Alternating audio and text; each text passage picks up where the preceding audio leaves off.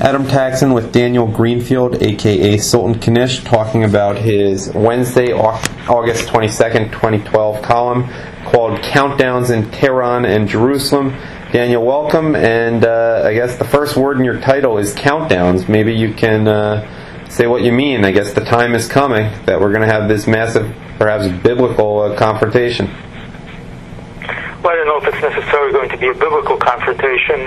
Certainly if Jerusalem does nothing and Tehran is allowed to keep on going, then it might well be a biblical confrontation, but otherwise it's going to be a series of strikes on Iran's nuclear program that will set it back maybe 4 or 5 years, if not more.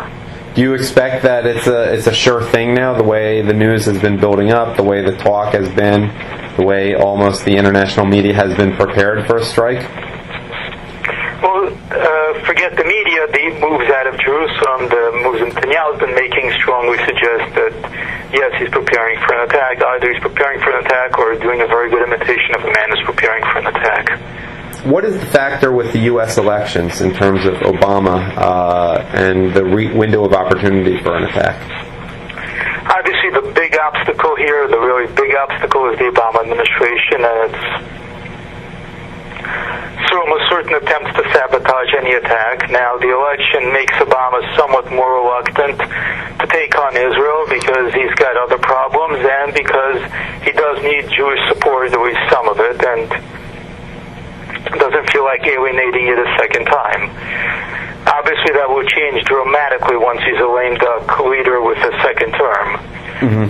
Or if Romney wins the election, again, it won't be as bad as Obama, but still Israel is going to be in a situation where the United States is going to disapprove of any attack and it's going to try to control the situation.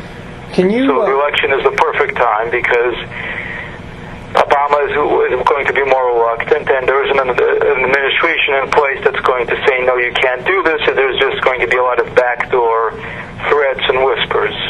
Can you explain how Israel explain as you did within the piece, how Israel doesn't come into a typical balance of power mindset? I mean, I know the answer here, but I just want you to explain it for the sake of the audience.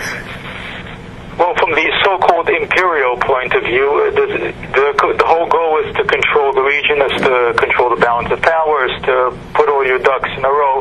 Israel is not an empire. It's not out to play a grand game. It's not out to move all the ducks in a row. It's just trying to protect itself, which gives it a very different sense of priorities from the United States. Some people talk about Israel and the United States having the same interests. It's not exactly true. It's certainly not true in the diplomatic realm, where the interest actually is in maintaining some kind of stability for the majority of the Muslim countries there, rather than maintaining anything for Israel. So for Israel, its interests lie in protecting itself, which is fundamentally different than the agenda of the United States or Russia or China. You use an analogy in your column to Poland, Czechoslovakia, or Tibet, and I'm wondering how you can, the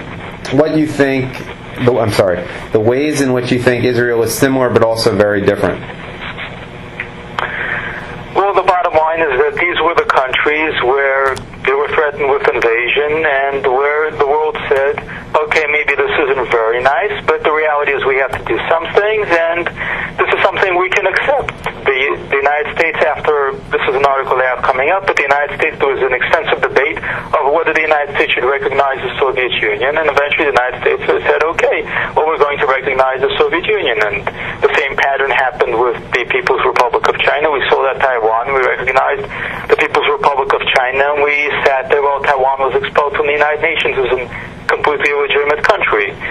So, and for obviously not the Nazi Germany analogy, obviously is even more, it's the one that most people are familiar with. But in all those cases, these were the countries that people said, okay, well, we've got grander plans, and we need to maintain relations with Nazi Germany, the Soviet Union, the People's Republic of China.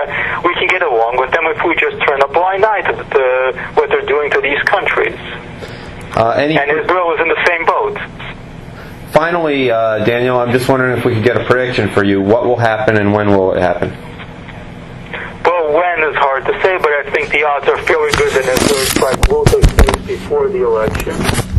And what will happen, I think we'll see a fairly, despite some of the things being thrown around, I think we'll see a fairly conventional set of strikes. There'll probably be something creative about the way they do it, but it's hard to say what. I'm sure there have been a lot of black box plans being drawn up, but I don't think that afterward everyone will be too surprised at what happens.